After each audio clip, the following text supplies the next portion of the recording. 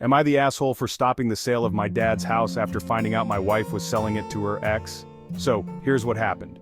My dad passed away recently, and he left me the family home. It's an old house and needs a lot of work, but I wasn't ready to sell it right away.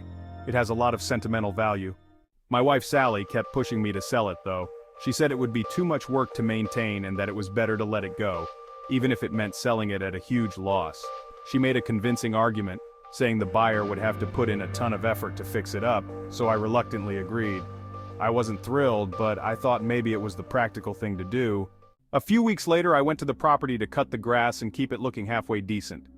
While I was there, a couple showed up asking about the house. They mentioned they had a deal with a guy named Jack to buy the house as soon as all the paperwork was done. They even said they had already met with Jack and his wife, Sally, to shake on the deal.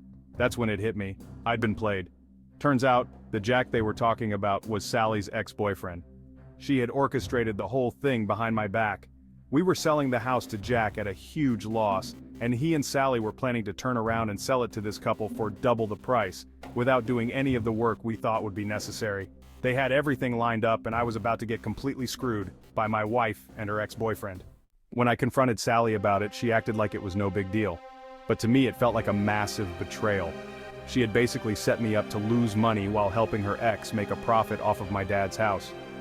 Now, I've stopped the sale and Sally's furious with me, saying I'm overreacting and ruining everything. This isn't the first time Sally has done something that made me question our marriage. There have been other red flags.